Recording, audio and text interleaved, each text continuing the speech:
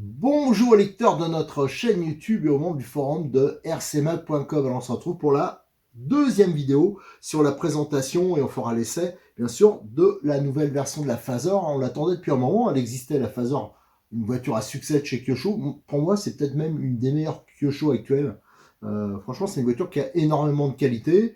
Donc c'est une touring, hein, c'est une voiture de piste 1 dixième électrique. Jusqu'à présent elle existait avec moteur à charbon, d'ailleurs un bon moteur à charbon, ça pousse déjà pas mal, et là maintenant ils la sortent en brushless. Alors pour l'instant elle n'est pas dispo, hein, je l'expliquais dans la première vidéo, là c'est un échantillon, et je remercie Kyosho qui me l'a envoyé pour vous faire la présentation, et le test. Donc c'est une carrosserie de Dodge Charger, hein, 1970, là avec le gros compresseur qui sort devant, c'est une gueule. Alors, je vais pas vous refaire la présentation complète, hein, mais on a vu qu'on peut commander notamment les feux à l'avant, hein, les volets qu'il y a devant. On peut bien sûr mettre un éclairage si on le souhaite.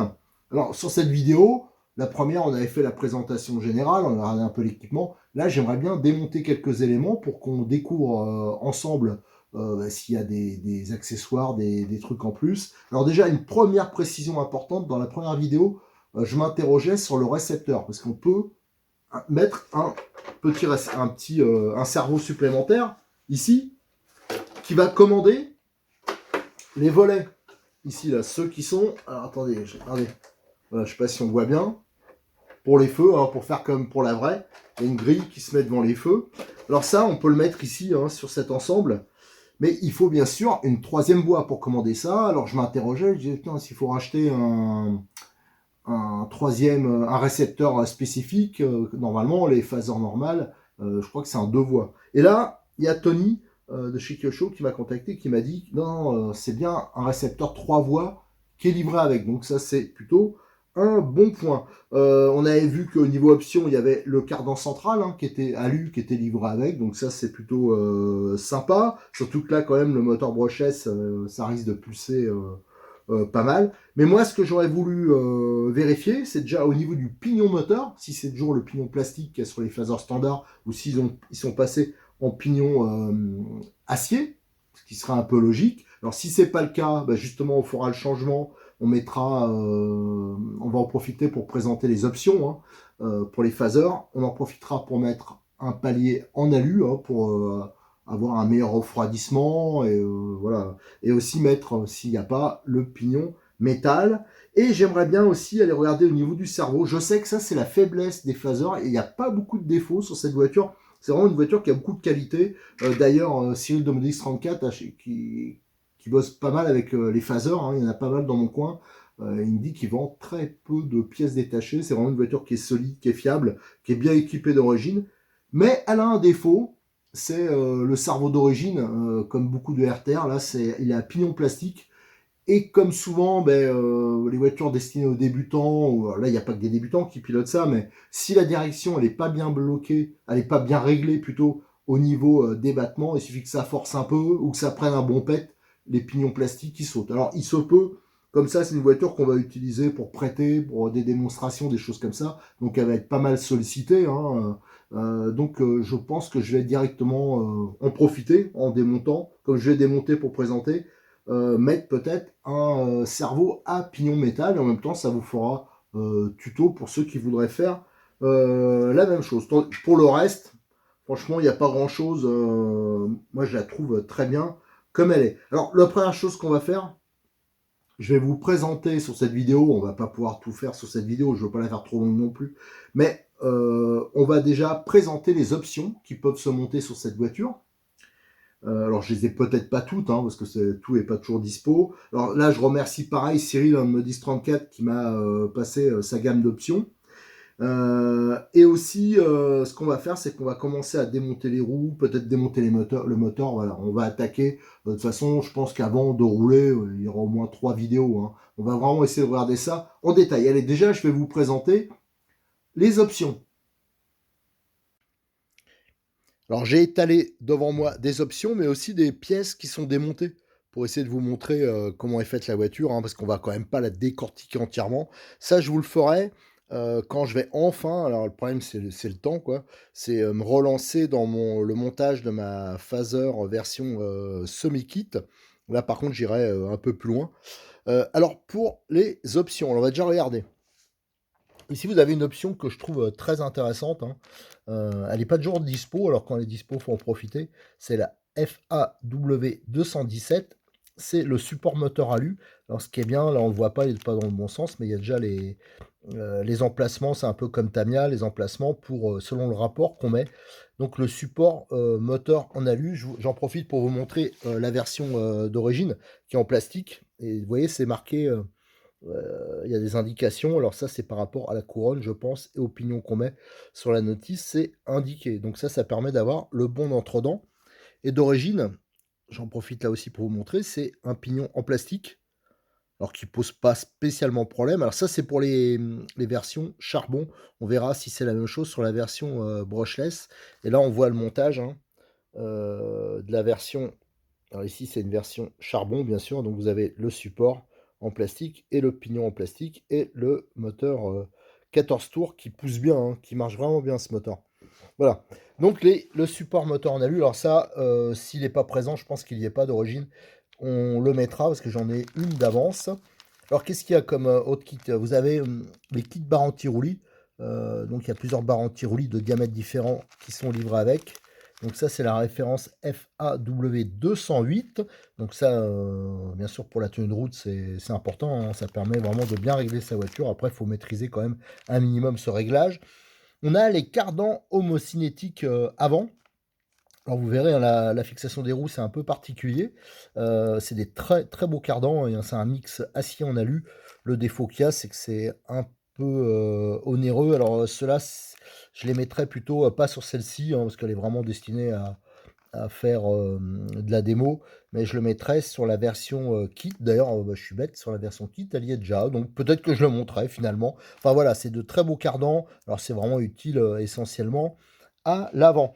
Qu'est-ce qu'on a d'autre? On a les supports amortisseurs carbone. Alors ça, c'est plus pour le look. Et je pense qu'il y a aussi plus de points de réglage, hein, points d'ancrage. Alors moi, j'adore le carbone. Ça, c'est vraiment un truc peut-être que je me mettrai un jour sur la version semi-kit, hein, voilà, donc le FAW223 et FAW222. Ici, on a les noix de cardan centrales, hein, donc la FAW211 et 212. Donc ça, c'est pour remplacer voilà, les pièces comme ça. D'origine, c'est en plastique. Alors ça pose pas spécialement de problème, hein, parce que ça fait un peu amortisseur de couple, hein, le plastique. Là, par exemple, ici, c'est le pignon de coupe conique qui vient se mettre. Vous voyez, donc le cardan central, il vient se mettre directement ici. Donc là, on peut le remplacer par ces options en acier. Ici, on a les cardans centraux. Il y a deux tailles différentes, hein. Il y a S et L, hein, donc ça, c'est selon les châssis. Mais sur notre voiture, le cardan, il est déjà central en alu. Il est déjà d'origine. Ça, c'est un bon point. Ici, qu'est-ce qu'on a? Alors, c'est pas vraiment des options, mais ça, c'est pour faire un kit d'évolution. Ça veut dire, d'origine, j'ai un diff qui est démonté, là. Vous voyez, il y a que 2 satellites. Et on voit, il y a de la graisse mécanique dedans, et en plus, voilà, elle se met dans un coin, donc ça sera quand même pas l'idéal pour la motricité.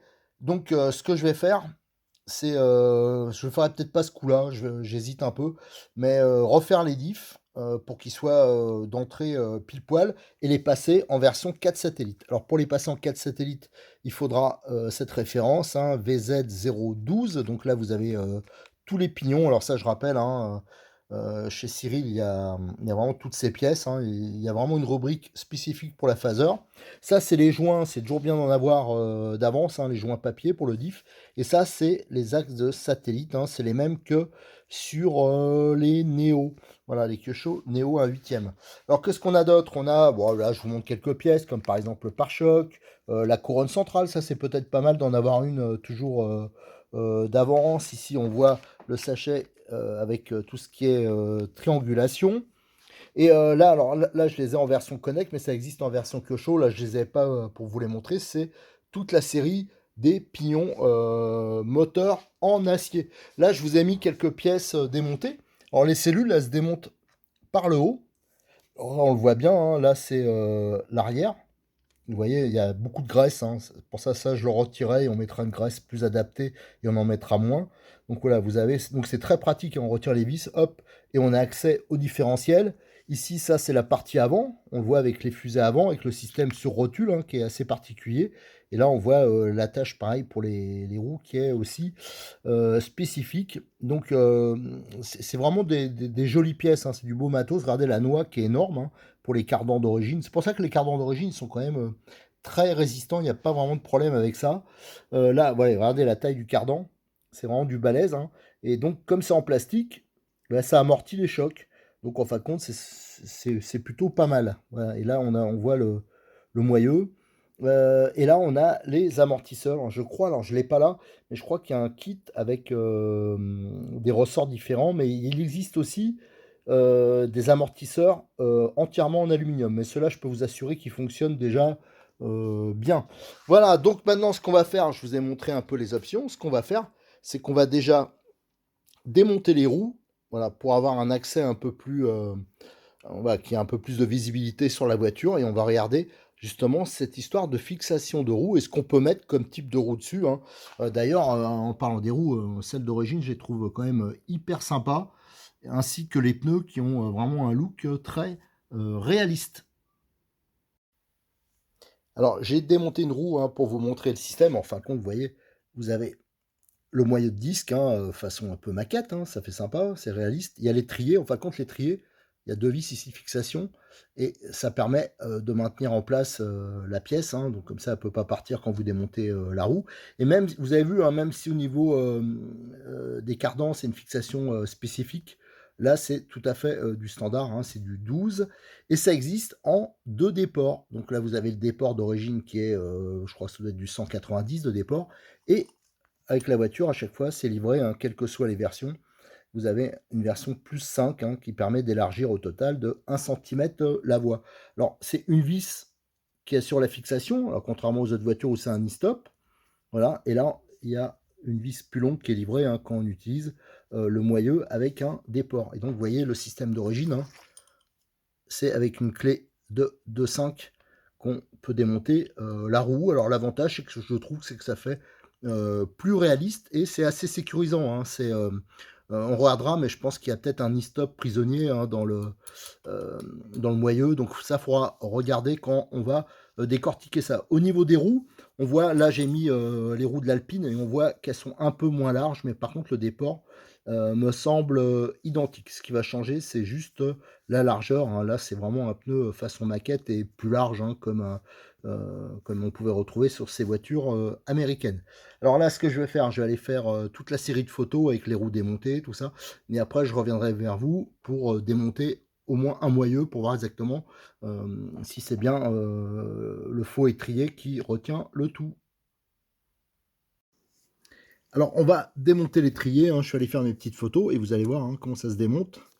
C'est très simple, hein. C'est assez ingénieux, hein. Je trouve que le système est quand même pas mal, parce que en plus c'est copié sur rien d'autre, hein. C'est pas copié sur d'autres voitures qu'on peut rencontrer, hein, sur d'autres marques. Donc c'est original. Voilà, on démonte le petit étrier. Alors c'est l'avantage en plus d'avoir un look, hein, d'être sympa. Et là on peut retirer, voilà, le moyeu, enfin l'adaptateur, hein. Donc ici on a l'adaptateur avec 0 déport et là on a celui avec 5 mm. Donc ça c'est quand même assez pratique. Et là, vous voyez, on accède au système d'entraînement, hein, du cardan. Alors comme j'en ai un de démonté, bah, ça va être plus simple, hein. Regardez, j'ai une fusée ici avant qui est démontée. Donc, vous voyez le système, hein. Donc c'est sur rotule ici. Donc ça c'est vraiment original, hein. Pas, même pas en mémoire, ça doit exister ailleurs, mais là sur l'instant, c'est vraiment quelque chose que je trouve plutôt pas mal. Je préfère ce système à un système avec étrier classique, c'est avec des vis dans le plastique directement, qui ont tendance à s'arracher ou à se desserrer à la longue. Là, le système, il sera, je pense, quand même assez fiable. Et bon, de toute façon, j'ai jamais entendu de mauvais retour là-dessus. Il y a des grands roulements, on voit, hein. Et ici, il y a l'adaptateur. Voilà, donc les roulements, ils viennent bien sûr se mettre ici. Là, d'ailleurs, il y en a un qui est monté. Regardez. Voilà. Donc c'est des noix qui sont surdimensionnées.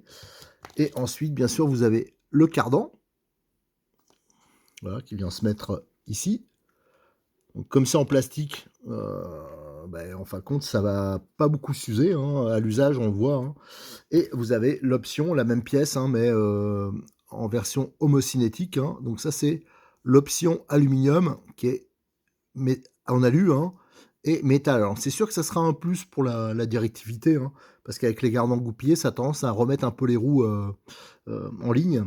Mais par contre, attention, hein, ça c'est une option quand même qui est assez onéreuse. Alors, elle est livrée d'origine avec les versions semi-kit, si ma mémoire est bonne. Alors, je voulais vous montrer un pareil au niveau, regardez le train avant.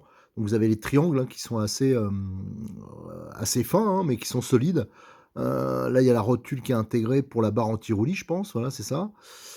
Et vous avez ici la butée pour la direction. Voilà, donc c'est démontable. On voit que c'est symétrique, hein. Et voilà, donc pour la direction, voilà, le système, moi je trouve ça plutôt pas mal. Et au niveau de la fixation des triangles, on retrouve les fameux axes, hein, qu'on peut avoir sur les Kyosho Neo 1/8, sur les Tamiya, on a vu ça aussi sur le Rock Terra, tiens, en allant chez Hobbytech, enfin voilà, donc on retrouve ça régulièrement sur les RTR, sauf que là, c'est un pas, on dirait du pas métrique qui est assez fin. Et en plus, c'est pas l'habituel cruciforme, là, c'est un 6 pans. Donc c'est plutôt plus valorisant. Et on a ici les cales, hein, qui permettent de caler le triangle supérieur et peut-être même d'ajuster la chasse, hein, si on met cette rondelle-là ici, supplémentaire, la cale, ça va augmenter la chasse. Donc pour avoir plus de stabilité, ou alors on peut la réduire pour avoir plus de directivité, hein, comme on le voit ici. Donc ça, c'est au niveau du train avant et du train arrière. Alors ça, je vais le remonter, il n'y a rien de spécial, hein, je vais le remonter et on va regarder pour accéder à la couronne. Donc on va démonter le couvercle. Alors il me semble qu'il y a 6 vis à démonter, hein. Ici, là, là, à l'extrémité, et les deux ici. Allez go, on va voir si c'est ça. Je découvre en même temps que vous, hein, parce que j'ai déjà décortiqué, mais j'avoue, il y a un moment.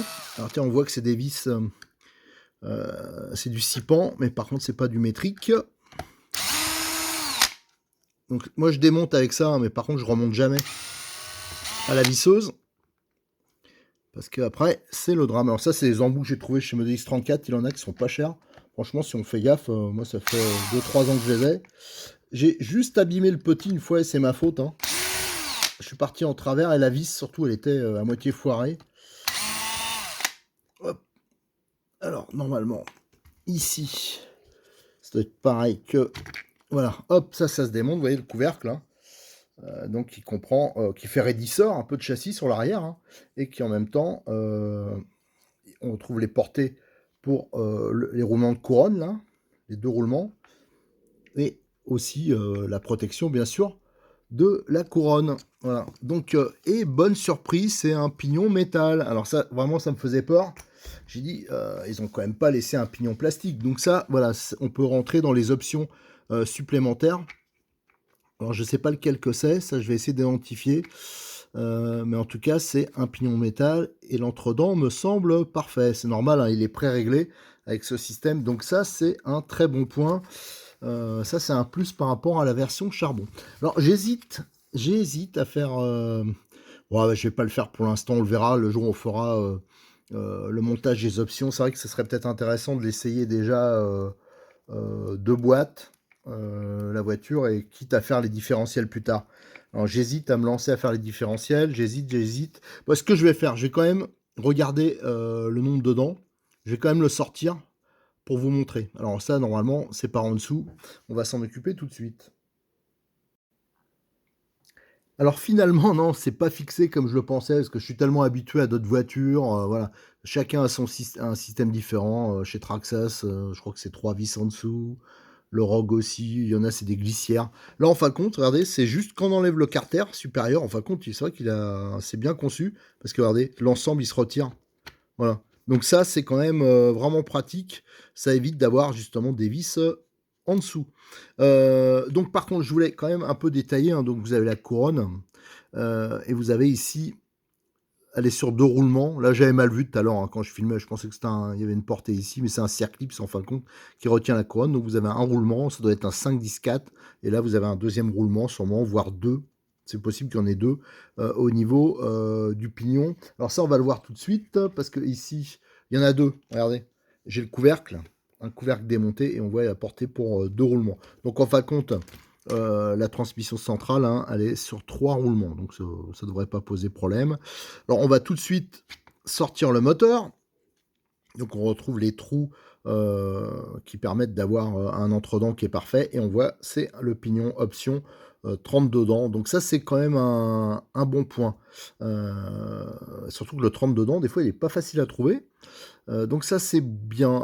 Ce qu'on va faire, là on voit, c'est des vis 6 pans, hein, type tête cylindrique. Et je vais... on va se payer, allez, on va se faire plaisir. Voilà. Au diable avarice, je le prendrai. Voilà. Cyril, il me l'a prêté pour faire la présentation. Je le prendrai, c'est pas grave. On va se faire plaisir. Donc, on va mettre l'option FAW217. Comme ça sera fait. Et on voit qu'il y a le palier en alu. Et ici, il y a une petite plaque intermédiaire. On va voir si c'est un peu pareil. C'est un peu le même genre que Tamiya, mais Tamiya, c'est une bague isolante. Bon, on va voir ça. Et il y a une petite notice, donc on va regarder ça de plus près tout de suite. J'ai ouvert le sachet de l'option. Alors déjà, on trouve une mini notice. Donc là, on voit toutes les lettres, hein, donc qui correspondent, si mes souvenirs sont bons, pour le 32 dents, c'est D et D. Alors donc, je pense que ça doit être indiqué, mais de toute façon, sur les notices, c'est marqué. Alors, bien sûr, voilà. Donc là, on a le montage. Donc il y a bien la rondelle, hein, qui vient se mettre entre le moteur et le palier. Qu'est-ce qu'on a d'autre comme information? Non, bah à l'arrière, ils n'ont pas mis le tableau complet. Je pensais qu'ils mettraient le tableau justement pour le montage. Mais ça, c'est sur les notices. Tiens, regardez, d'ailleurs, je l'ai là. Je l'avais laissé à la bonne page. Vous voyez, ici, sur la notice, ils mettent pour le 32 dents. C'est donc le D, 31 c'est le repère C, 33, vous voyez, donc on peut mettre de 29 à 37 dents. Voilà, donc ça je vous le mettrai en surimpression sur la vidéo. Donc vous voyez, c'est quand même bien conçu et simple, parce que quand c'est un réglage qu'on doit faire manuellement, là c'est quand même pas hyper accessible, là on est dans la galère, et pour les débutants c'est vraiment une difficulté. Donc c'est vraiment une belle pièce, donc qui est entièrement usinée. Donc voilà, donc ça... on va pouvoir faire le montage. Mais ce montage, je vous le ferai dans la prochaine vidéo, parce que là, il doit être 23 heures, un truc comme ça. Et je veux pas faire une vidéo trop longue. Comme ça, je vais avoir le temps de faire toutes mes petites photos. Et demain matin, je m'y attaque direct, hein. Vous aurez les vidéos à la suite. Là, je vais pouvoir accélérer. Là, j'étais un peu ralenti. Il y a eu le warm-up du Grand Prix de Montpellier. Ça m'a pris beaucoup de temps. J'ai pas encore fini de trier toutes les photos et les vidéos. Donc, tout ce qui est vidéo habituelle, hein, présentation kit, tout ça, ça a pris un peu de retard. Allez, je vous fais la suite demain. Allez, à très bientôt sur notre chaîne YouTube. Et je vous rappelle, hein, qu'il y aura toujours un décalage, mais que sur le forum, il y aura un sujet avec toutes les photos. Voilà, s'il y a besoin de renseignements, vous pourrez poser vos questions. Donc, n'hésitez pas à venir nous rejoindre.